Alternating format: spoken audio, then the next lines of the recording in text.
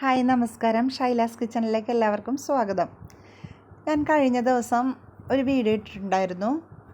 അതായത് ചെമ്മിപ്പുളിയും കൂടി ഇട്ട് ഒരു താളിപ്പ് കറി വെച്ചിട്ടുണ്ടായിരുന്നു. അപ്പോൾ അതിൻ്റെ ബാക്കി ചെമ്മീനുണ്ടായിരുന്നു. അതൊരു 1/2 കിലോയോളം ചെമ്മീനുണ്ടായിരുന്നു. അതെല്ലാം നമുക്ക് ഒന്ന് കഴുകി വൃത്തിയാക്കി എടുത്തിട്ട് നമുക്കത് റോസ്റ്റ് ചെയ്യാനായിട്ടുള്ള പരിപാടിയാണ്.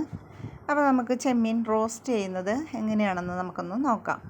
അപ്പോൾ ആ ചെമ്മീൻ നല്ലതുപോലെ ഒന്ന് കഴുകി വൃത്തിയാക്കി എടുത്തിട്ടുണ്ടായിരുന്നു. എന്നിട്ട് ഒരു 1/4 ടീസ്പൂൺ മഞ്ഞൾപ്പൊടിയും 2 ടേബിൾ സ്പൂൺ മുളക് പൊടിയും കൂടെ ഇട്ട് കൊടുത്തിട്ടുണ്ട് ഈ ചട്ടിയിലേക്ക്. പിന്നെ ആവശ്യത്തിനുള്ള ഉപ്പും അല്പം വെള്ളവും കൂടെ ഒഴിച്ച് നമുക്ക് അടപ്പത്ത് വെച്ചൊന്ന് വേവിച്ചെടുക്കാം.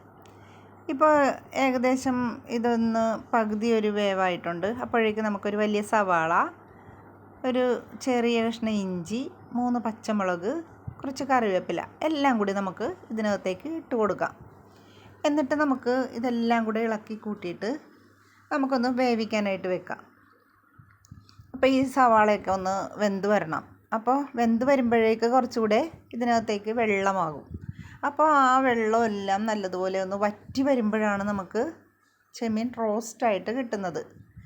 ഇപ്പോൾ ഏകദേശം എല്ലാം കൂടെ ഒരുമിച്ച് നല്ല റെഡിയായി